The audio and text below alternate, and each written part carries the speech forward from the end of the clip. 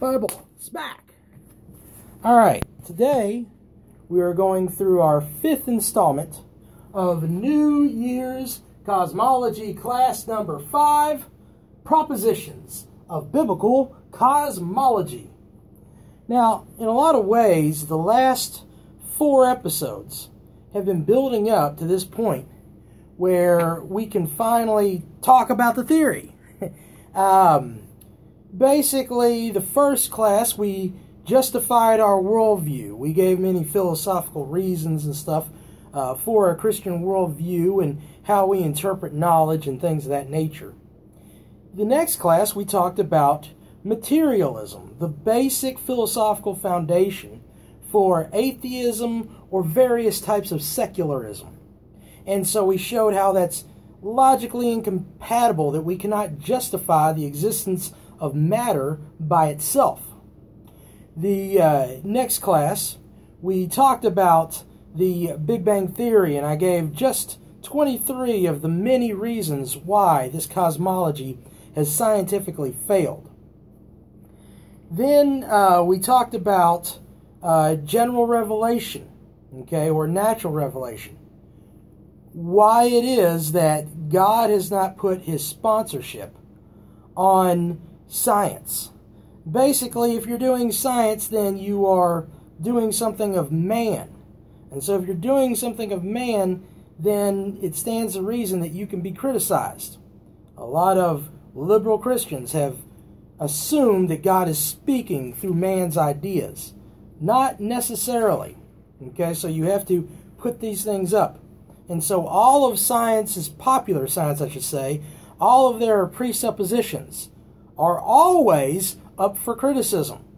And so we can go and look and see what the real idea is.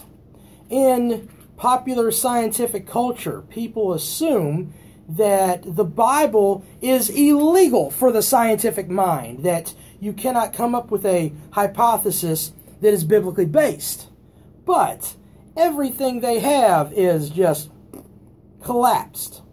And so, based on the previous episodes, now we can go ahead and just give our ideas. Now, the New Year's cosmology hypothesis is also going to have propositions that are just plain old scientific. But it has a background, it has a foundation in some propositions of revelation from our cosmology. Okay? Or to our cosmology. Sometimes you say things real fast, yeah. Every way you say it. But basically, here are some basic scriptural propositions that will be about this hypothesis, that will give us that foundation. And today, I'm probably not going to make it through these. I'm going to focus on the first proposition as far as the biblical structure of it. But basically, as I go through these propositions, in later episodes, we will go over the biblical evidence, and then we will go over the scientific evidence of all these principles and how this structures in to a fully complete worldview. So, the first proposition that we'll be studying today is a globed earth. Scary, I know. The earth is round. The second proposition that we'll talk about later is primordial light. That light is something that was before the creation of the sun, the stars. And so it's a little bit different than the way we've interpreted it. The next is a wet earth. According to stellar evolution, the earth and all the other planets were molten hot. And as a result, they evolved out of this molten hot state. And yet the biblical worldview shows an earth that is has the waters mixed in with the earth. And so we have a wet earth. Next is the still earth and the spinning universe. And I know that's going to excite a lot of people. I've already got a video out now if you want to, jump into the issues with that, because I know that our culture is not really ready for that message. But it'll have to get ready because it's already out there. The science is already there. You can look into my video. Matt comes out as a it's geocentrist. But then also, there's a movie out right now called The Principle, and that explains it extremely well, using popular secular scientists. Now, also, one that I forgot with this is that there is a limit to the heavens, that the heavens are not constantly expanding like the Big Bang. Okay, the Bible doesn't have that, and we'll discuss that just slightly. Then we have a galactic catastrophe. You know, a lot of creation scientists, they talk about catastrophism. Well, most of the time they focus on the possibilities of a catastrophe, of the flood in our planet, the Earth. But if it's so massive and so global, then wouldn't it be natural to have a catastrophe that was actually intergalactic that mixed into this global flood? Okay? And that's one of the things. All of nature relates to nature, and that's been one of our problems. 6 is an omnipresent God. It probably should have been number 1. Okay? It's just kind of when the ideas came up, all right? But basically, when we talk about the nature of the universe, what is outside of the universe is God, and it's just God. And there are no limits to God. Okay? God is everywhere. God is eternal. Okay? God is the concept of infinity. It's actually kind of more than the concept of infinity. We know certain personal aspects of Jehovah from the Scripture. But basically, we'll also be talking about that, because a lot of times the arguments from atheism are just really poor philosophy mixed with super poor theology. And then finally, the ice canopy. The idea that the waters that were separated from the waters went into outer space and became a protective dome around the Earth, which in outer space would have froze up to ice.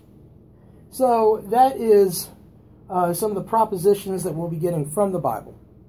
Now, the first proposition that I want to talk about is found in the Bible. Now, it's not found in one place, but it is a collage of the biblical message, and so we'll be talking about that today. But the first thing is that when we talk about cosmology, we have the eternal substance of the Godhead. And then there were 2 brought up in Genesis 1:1. Go ahead, and my producer will now read Genesis 1:1. In the beginning, God created the heaven and the earth. Okay. So you have these 2 conditional substances, because they're not infinite, they're conditional. So we have heaven, well, let me put it up a little higher. Heaven and earth.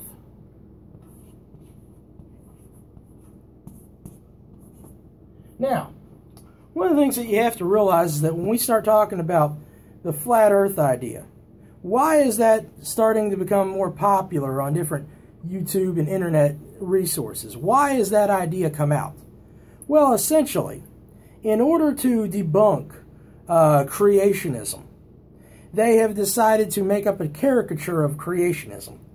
Now, one thing is a principle that I decided to go along with was geocentricity. But when they started finding out that there were scientific arguments for geocentricity, then they started coming out with this whole idea of the flat earth. And that basically there is no connection between observable science and the doctrines of Scripture concerning cosmology. That is what they want to do. They want to alienate biblical authority. Now, some people have gotten involved with this to where some Christians have been seduced into making this their doctrine. And what it was is they put it out as kind of a rebellion, almost kind of like the phenomenon you see with Donald Trump and the conservatives, the presidential race. Basically, that there's a emotional anti-establishment feeling. So just as much as Donald Trump has the anti-political correctness, a lot of young creationists have gotten into this, hey, let's go stick it to NASA. You know, we hate NASA. It's all conspiracy. All science is conspiracy. And there are certain conspiracies, there are certain things that they have hid from us.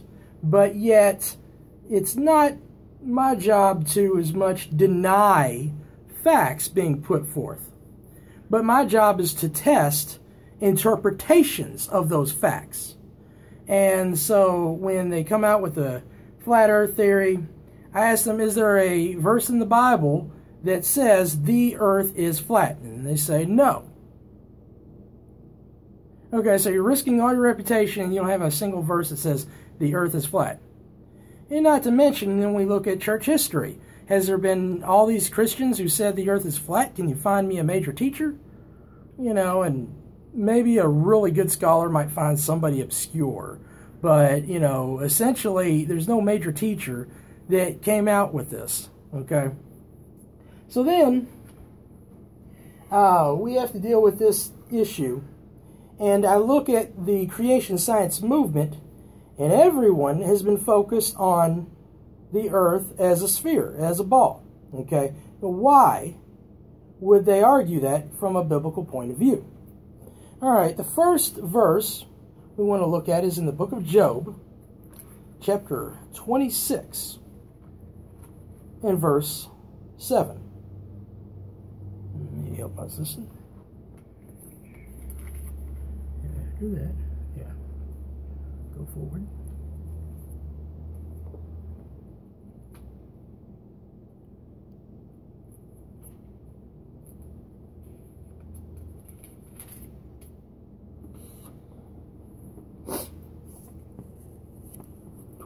Verse 7.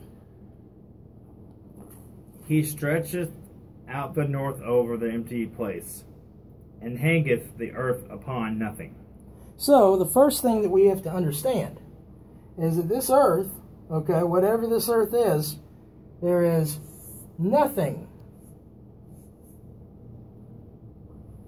I'll say nada. How about that? All right.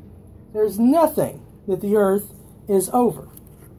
Now, one thing is that some flat earthers might talk about the four corners of the earth. And so I want to kind of talk about this because this is going to help us to understand whatever earth is. We know that we have this empty space and there's absolute nothing that the earth is over. Okay? Now turn to, skip you ahead, Luke chapter 13.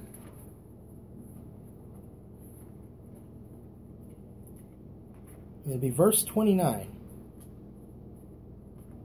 Or, well, let's see here.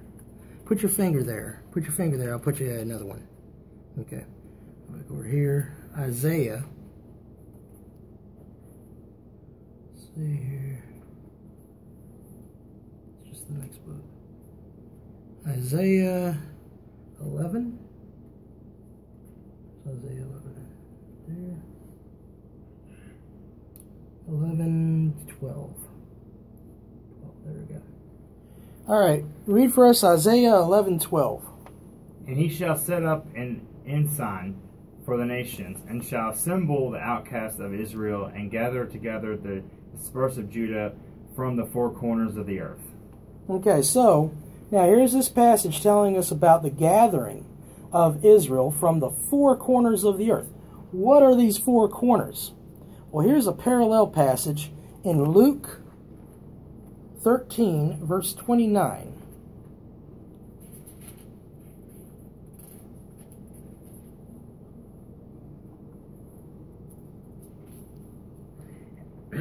And they shall come from the east, and from the west, and from the north, and from the south, and shall sit down in the kingdom of God. Okay, so you got north, east, west, south. So basically, we have these four corners are actually four directions. We've got north, we've got south, which is where Nada is. We've got the east, and we've got, well, do that. Let's see here. And the west over here. Look at that, west. The east. All right, so we have an earth, and now we have a space here, okay? All right, now, let's see here. Also, You think you turn to Job real quick?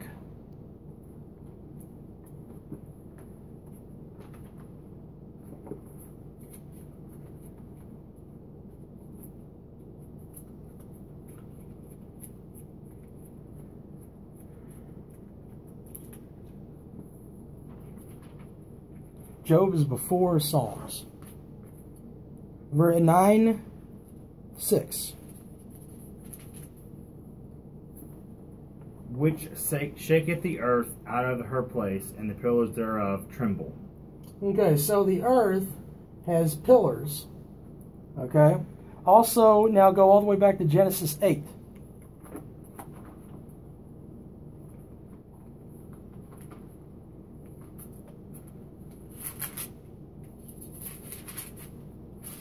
That would be the earth. The pillars. Okay, you got it? Genesis 8:2. The fountains also of the deep and the windows of the heaven were stopped, and the rain from heaven was restrained. Okay, so we got the windows of heaven, which are going to be the ice canopy, but we'll talk about that later. And then you got the fountains. So there is a density, okay? Flat earthers will say, well, it's flat, but they got this density within there, okay? Now, Isaiah 40:22 is a very important verse that we've gone over many times. And right now we're just trying to find the biblical shape of the earth. It can't be absolutely flat because we got pillars and we got fountains, okay? And then, of course, there's this north, west, east, and south directions. Typically, the flat earth theory, a lot of flat earthers will say that the north is just the center dot and the south is all the way around it. But as we're going to see, that doesn't make a lot of biblical sense. Go ahead, you got it?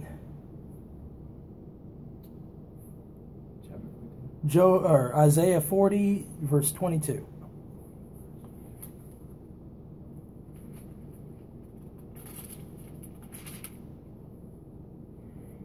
It is he that sitteth upon the circle of the earth, and the inhabitants thereof are as grasshoppers, that stretcheth out the heavens as a curtain, and spreadeth them out as a tent to dwell in.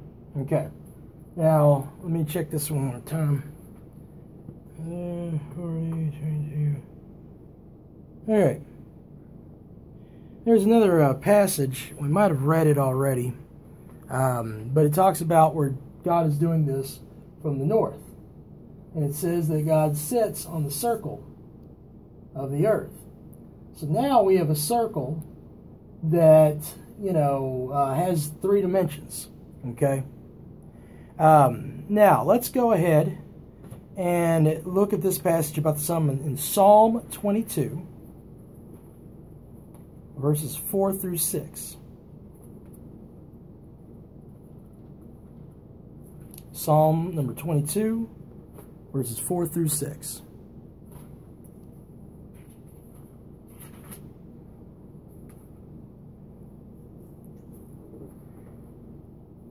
Our fathers trusted in thee, they trusted, and thou didst deliver them. They cried unto thee, and were delivered. They trusted in thee, and were not confounded. Okay. That was wrong of me. All right, Psalm 19. There we go. Now I'll read verses 4 through 6. Their line is gone out through all the earth, and their words to the end of the world. In them hath he set a tabernacle for the sun, which is as a bridegroom cometh out of his chamber, and rejoiceth as a strong man to run a race. Okay. So basically, the sun is running a race. Okay, and it's called a circuit. I think the word circuit's used there. Let me check this right here. And see here. Okay, you just need to read another verse there. Did you read verse 6? Yeah, read verse 6. His going forth is from the end of the heaven, and a circuit unto the end of it, and there is nothing hid from the law, hid from the heat thereof. Okay, well, that's very important. So you got the sun, all right. Now, the sun rises in the east and it sets in the west. There's many verses in Scripture that talk about the sun rising in the east and setting in the west. Trying to figure out, but basically it says the sun rises. Does it say the sun rises there? Okay. Well, the sun's got a circuit. The circuit is a circle. Okay. And so this sun is going to go in a circle. Let me check this scripture real quick. Go to Job 26, verse 10.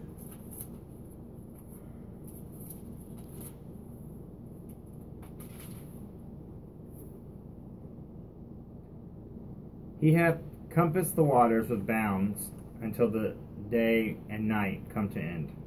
Okay, now this means he has circled the earth's water, and the boundaries is day and night coming to an end. Okay. Now, I believe it's in Numbers, the passage about the sun rising. I forgot to write it down, but I will be linking all this stuff on our the YouTube channel page. But basically, there's probably about 15 to 20 passages that talk about the sun rising in the east and setting in the west. Now, when we talk about the circle of the water, all of a sudden, what do you see when you look on the ocean? You ever seen a sunset over by a sea or a great lake or something like that? You see the sun going across that line of the horizon. And we know that the water then circulates the whole earth. So basically, the ocean line is that place where day and night meet. And then the sun is rising. And then it's going down. Now, let me read for me Genesis 19, verse 23.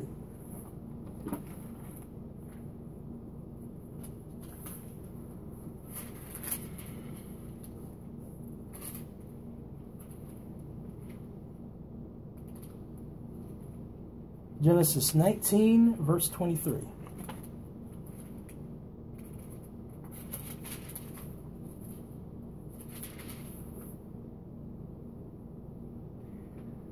The sun was risen upon the earth when Lot entered into Zorah. Okay, so it says the sun rose, right? Now here's the problem. God's sitting on the north, and there's a circle. Okay? Now, in the flat earth model is about like this. Okay? And the sun and the moon are supposed to be swirling around. Alright? They never go down. Because the outside is the south and the inside is the north. And so they have to stay in there. They can't go around here. Alright? So basically what you have is that the sun, when we talk to Psalm 22, the heat goes around all over the earth. Okay? So when the sun's over here, then that encapsulates all of this. Okay? And we know it's going up at this point when God is sitting up right there. And we know that there is a line going across the waters. And we know that if it's going straight up west, then the south, all right, it has to be going across the south on both ends. So now you have a density. Now you have this circular density, okay? And now you have the heat going everywhere. Well, hold on. The only other, see, we already got rid of flat Earth because we got this density here, okay? And we got this thing hovering above nothing, unlike a turtle or any other pagan symbol. And we got the heat going everywhere. Well, the only other thing this could be is a cylinder. But then also there's a circularity over here, because we talk about the water circling the earth. And so now, up and down is right here on the east and on the west, or the west and the east, okay? So basically, if up and down is over here, and the north is up and down over here, and you treat the north just like you treat the south, then what do you have?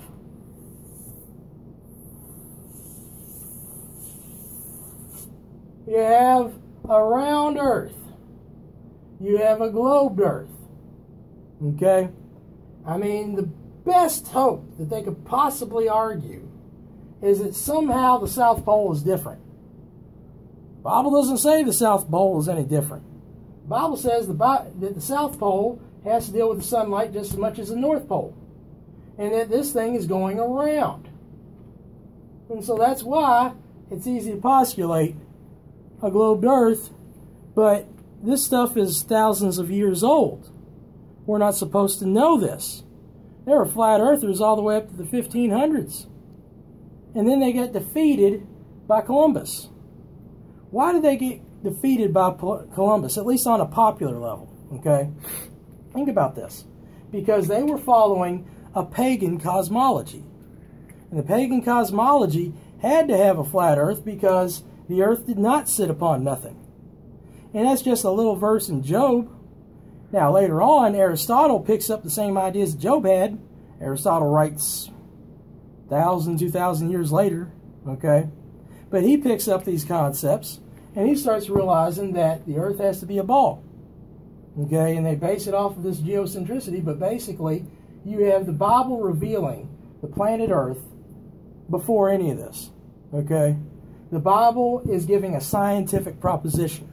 And so you got to listen to scientific propositions from the Bible. And so that gives us the opportunity to start looking at all the other things and start saying, hey, maybe the Bible's got a point. Even if you are saying, hey, I'm not a believer, the Bible doesn't, you know what? If the Bible can show you scientific fact, you need to start opening your ears and take a listen. So that's where we're at here with New Year's Cosmology. We're going to look at these propositions, and we're going to look at other issues of science and the history of science and show you what it is that God really has to say to us and what the universe is responding with so far. So basically, we will catch you on the next episode of New Year's Cosmology class.